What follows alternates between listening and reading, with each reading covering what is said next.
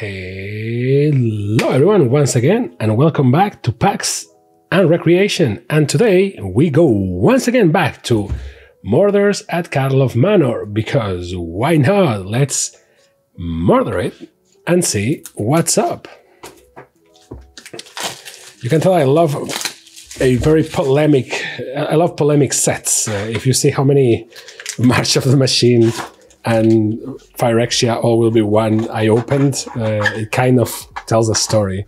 But in this case, I mean, again, as I said in the past, I kind of like some things about this set. It's not, you know, it's not like the worst set ever. It's meant to be opened backwards, right? So let's do the first one and the last one like that, so that you don't grow frustrated and want to kill me in Karlov Manor. Sanitation automation. They do love to have like alliterations and rhymes and all that in the cards' names. Greenbelt Radical, a swamp in this cool new land style. Unauthorized exit, this is the story spotlight style. It's like a picture, someone taking pictures of them, and this is the case file style that I already complained a lot about, because I think that it's kind of confusing that they just look like white cards, and I feel they need a little bit more color. That's my opinion. Lamplight Phoenix, not bad. Show-stopping surprise from the commander decks, cool. Officious interrogation, cool.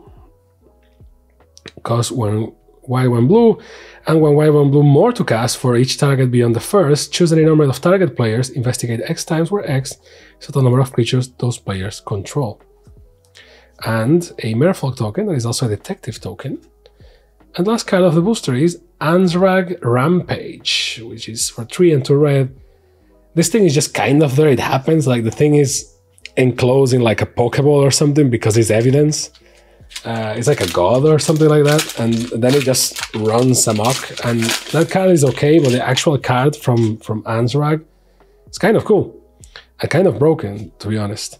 So another clue. Trostani, 3 Whispers in the, I don't know, featuring style, I don't know how to call it style. Rocco's Theater from Rakdos. Sophia, Dog Detective, which is I wouldn't pick those. That selection of words is weird, but yeah, this is from the Commander decks foil. This is the Scooby-Doo Detective. It's kind of cool. Check that video when I review these decks after playing with them for a long time. Axebane Ferox, Tolsimir Midnight's Light. Not bad. Soul Enervation. Demand Answers. A foil planes in the new style of city things, city lands, or whatever they're called. Case of the Trampled Garden. Lightning Helix. Sanctuary Wall. Shady Informant. Suspicious Detonation. Hasda Vigilante, and Basilica Stalker. So far, not bad.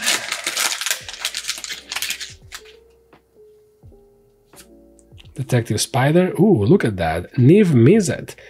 Guild Pact in the art style of like a case file.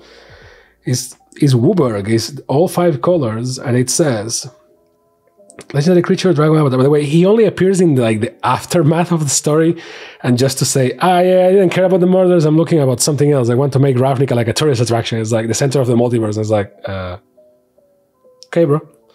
That's it. So, Flying Hexproof from Multicolored. Whenever Niv Mizzet Guild Pact deals combat damage to a player, it deals X damage to any target. Target player draws X cards and you gain X life, where X is the number of different color pairs among permanents you control that are exactly 2 colors. So this is awfully specific, and it's kind of a shame because when I saw Niv Mizzet in 5 colors, I was like, oh brother, and then it's kind of difficult to build around, even more for Commander. I mean, I think I can do it, but it's not exactly like a quick win, you know what I mean? Panoptic Projector from the Commander decks, Expedited Inheritance, cool. And Unyielding Gatekeeper. And then the classics, The Chase is On, Magnetic Sniffler or Snuffler, a Foil Forest, Insidious Roots, Cornet Crook, Slimy Dual Leech, Dual Lipa, Loxodon Eavesdropper, Mad Answers, Due Diligence, and Toxin Analysis.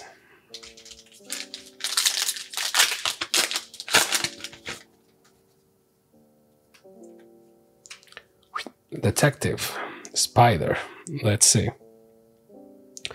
Izoni, Center of the Web, legendary creature Elf Detective. Menace, whenever Izoni, Center of the Web enters the battlefield or attacks, you may collect evidence 4. If you do, create 2/1 black and green spider creature tokens with Menace and Reach. Sacrifice 4 tokens, surveil 2, then draw 2 cards, you gain 2 life. Yeah, kind of okay. Anthrax Rampage, once again, On the Trail. Whenever you draw your 2nd card each turn, you may put a land card from your hand to battlefield tap, which is not bad at all. Illicit Masquerade, which is a very nice looking card, and likely is going to be the best looking for black. Flash, when Illicit Masquerade enters the battlefield, put an imposter counter on each creature you control. Whenever a creature you control with an imposter counter and it dies, exile it. Return up to 1 other target creature with card from your graveyard to the battlefield. See, not bad. Conspiracy Unraveler. About to summon the Dark Magician right there. Sphinx Detective. You may collect evidence 10 rather than pay the mana cost for spells that you cast. To collect evidence 10, exile cards without a mana cost 10 or greater from your graveyard. Not bad. Makeshift Bindings. Auspicious Arrival, Foily Swamp, Pompous Gadabout, Breakout, Essence of Antiquity, Crowd Control Garden, or Warden, not Garden, but I guess being Celestia is kind of the same. Slime Against Humanity, Innocent Bystander, and Auspicious Arrival.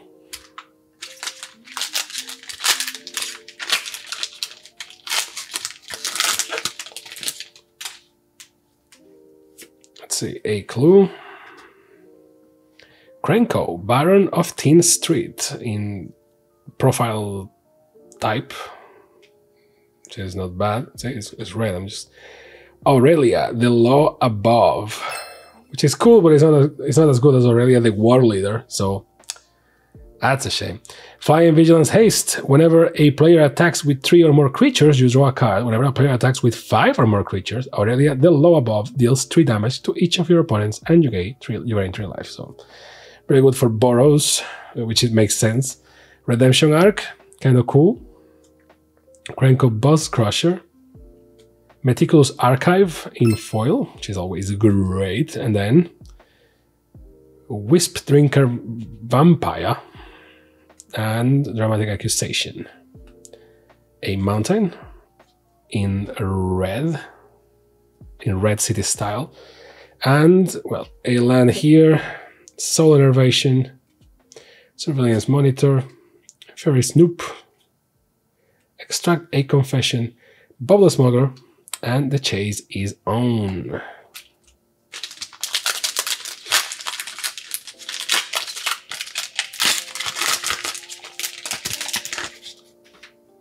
At the end of the day, there are like a couple of chase cards here that I don't think are going to lose value or are just very cool to... Ooh, this is one of the plastic ones that are like ultra reflective, and they have like a cool detail here about whoever it is that you are tracking. In this case, you can see the marks for like the assassinations, right? And it's like this plastic thing. Very cool. Vein Reaper. Homicide Investigator. Unshakable Tale from the Commander decks as well. Relive the Past. And Lamplight Phoenix in foil, which is always great because that card is very beautiful. So Crawl Whip Cracker, an island, always cool. It doesn't. One thing I have to comment about those lands is that they don't really look like Ravnica. Like, yes, it's Ravnica because it's a city. Ravnica is a city. We get it. Like, Ravnica is the city plane. It's an infinite city. That happens that is not infinite because it needs to finish somewhere to have nature, because you have at least 3 guilds that are all about nature. So you need to have an end to that city. And then, but technically the city is always expanding. If the city is always expanding, then the wilds are also expanding, I guess. So it's an ever-growing plane then? Like, it never, does it ever finish? Like, I remember that the boroughs have this machine. Their machine is like a base with that flies. It's called like I don't remember the name. It's like the Panharmonicon or something. That's a different card, I know, but I don't remember the card.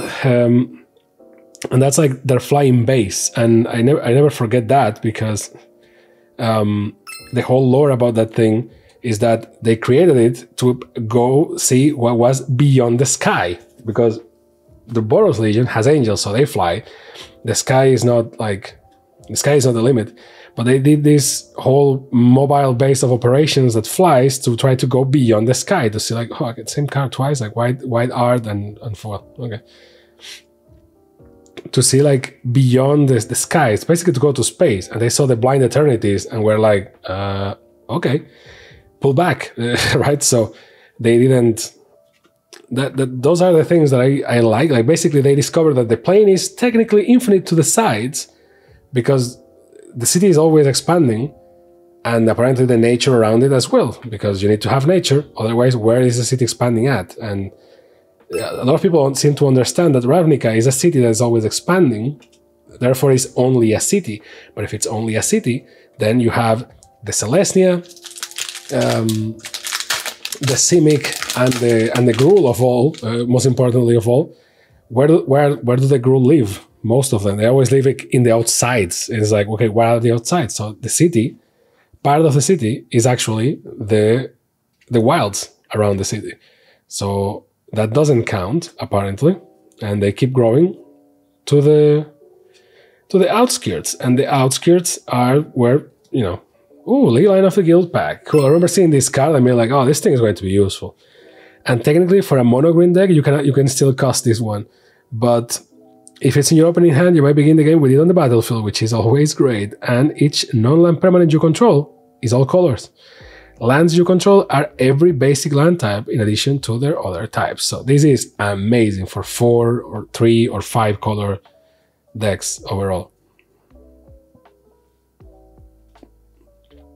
War Leader's Call, which is amazing art, regardless of what card style you're looking at. The Deuce, Neighborhood Guardian, and Island Sea. And these arts, I don't want to disrespect Mia Boas. She did all of them, I think. Yep. They look a little bit like AI art to me. And I know that what I'm saying is a sacrilege, like, oh, you're insulting her. It's like, I'm not. I mean, if she did all that by hand, the more kudos, because that looks like something that a machine will do, like, because it's so symmetric and consistent and all that. My only complaint is that I don't think that's Ravnica. Like, that's Ravnica because it's a city, again, but it can be any plane. Actually, some people say it's New Capenna, so there is that.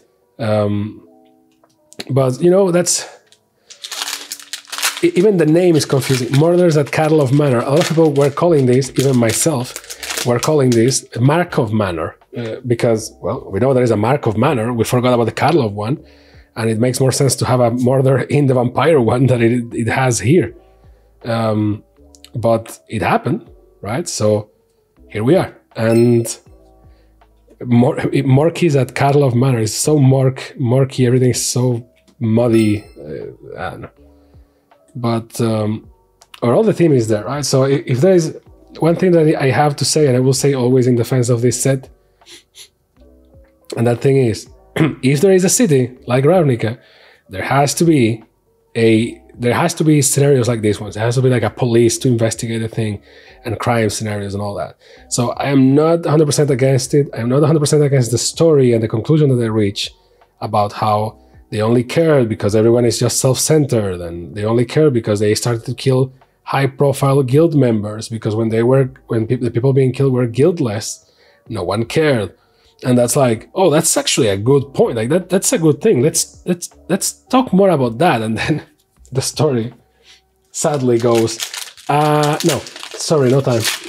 End of the story. See you in 5 years again in Ravnica. Goodbye. And it's like, okay. And then God knows that if we go back to Ravnica, it's not going to be under this same aspect, because this is the first time that we go back to Ravnica and it's a murder mystery. So if they go back to Ravnica, you can be pretty sure it's not going to be under these circumstances, even less after, you know, what this set is suffering. It's like dropping price and all that. So I guess that's the end of that topic, which is a shame, because, you know, the guildless is actually an interesting topic. Because at the beginning, you open the conversation by saying, oh, it's an infinite city. It has 10 guilds. The guilds have these flavors to them, these personalities that is bigger than the sum of their parts. And you're like, okay, that's actually kind of super cool. And everyone loves Ravnica because of that. And everyone uses the names of the guilds to refer to the color combinations, right? So that's cool. And then, and now you can twist their arm a little bit. Oh, ransom note. Cool, from the commander decks. I always say this, but you know, for the 4 ransom notes have different arts in each commander deck. Vein Reaper, cool again. And Meticulous Archive in foil. A goblin and a detective. Like, if you're like, you sold us the concept of like, oh, there are guilds and there is a guild pact and blah blah blah and all this, and the guild pact is what made the Dimir being you know, hidden, because it goes with the guild pact. If someone remembers what broke the guild pact the last time, was someone remembering the Dimir, right? So that's amazing. That's great. That's cool. I love that shit.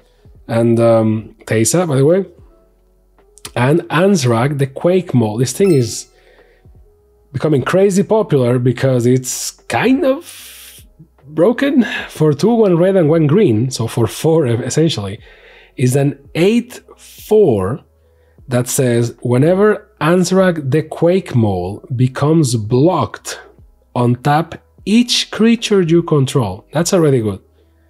After this combat phase, there is an additional combat phase. That's even better. And then if you pay 3, 2 red and 2 green, Ansrag must be blocked each combat this turn if able.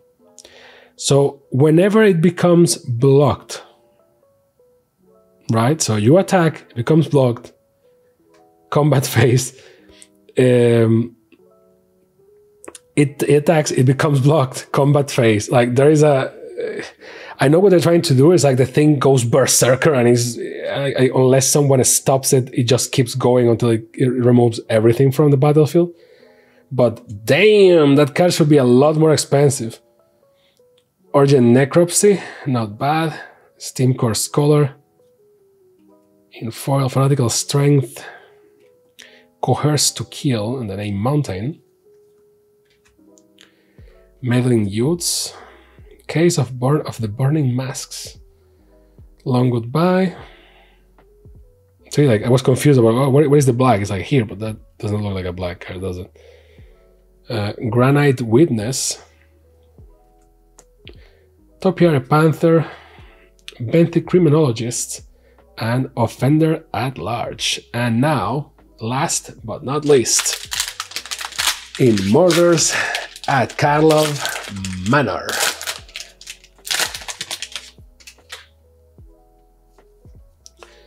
Let's open it the right way, the way it's meant to be played. NVIDIA. So, 1. Projector Inspector. 2. Unscrupulous Agent. 3. Magnifying Glass. 4. Furtive Courier, 5. Gleaming Gear Drake, 6. Gleam Weaver, 7. An Island in foil, 8. Now let's go for the crazy ones. The chase is on, 9. Call a surprise witness, 11.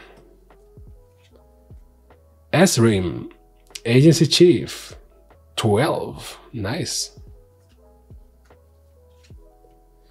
Treacherous Greed, 13. Which makes sense with that number. Copycatchers, 14. Nah, I think I miscounted because it's only 15 cards without counting the token, right? So Kellan, Inquisitive Prodigy, which is the new protagonist apparently. It's going through all the colors. The Son of Oko, let's see at Thunder Junction. Spirit Detective, and last but not least, Hide in Plain Sight. Look at the top 5 cards of the library, clock 2 of them, and put the rest on the bottom of the library in a random order. So, let's see. Best looking card for white. Not that much to go here. I am going with Auspicious Arrival, just because this is the quintessential clue moment. Like, I suspect. For blue, I like this one. I think it's going to be that one. Actually, I like this one more. I'm going to be this one. So, Conspiracy Unraveler. I like that whole alchemic circle there. For black, we already said which one it was going to be, and it's kind of sad because we then pulled a crazy one. This one looks kind of freaking crazy with the, but you know, we said it's going to be this one, so it needs to be this one. This card actually is kind of nice. So there you go. Now for red, it can be anything, and you can be anything you want. So let's pick what. To not repeat cards that we picked in the past, let's go with this one. Suspicious Detonation. Just like the whole visual of the card and how where they put the foil in the detonation itself. Kind of cool. Now for green, Hide in Plain Sight is kind of cool. So I'm going to hold that one until I like Airtight Alibi. Makes me think of another card that has a very similar art, but I can't remember which one, what card it was. Yeah, let's go with Hide in Plain Sight. I think it's very green, very nice. Now for colorless, this is always kind of the same pain. Let's go with the Ransom Note again. I think it's a different Ransom Note than last time, so that should be good.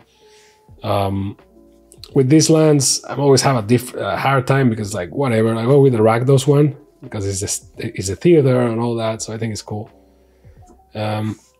For these ones, we already picked an island and a swamp, I think. So I'm going with a forest this time. They are all nice, so it's kind of whatever.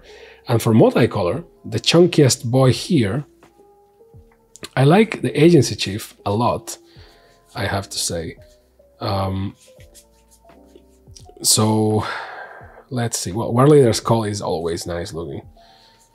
You can't go wrong with that one. But I think I already picked it once, so actually let's go with Aurelia. That style of Aurelia. Oh, you know, actually, Niv Mizzet is kind of whatever. I don't know. Maybe it's just me. I like this one. Insidious Roots. Look at that. Tells you everything you need to know. Cool. And that's it. That's the loot, my friends. So let me know down below what you think about the pools. You agree with my picks? Let me know. It's always appreciated a comment, and don't forget to like and subscribe and all those cool things that the cool kids say. And what do you think about the takes? Do you think that the set is cool? The set is not cool? Do you like see another murder take on Magic, maybe New Capenna? I don't know. Let me know down below.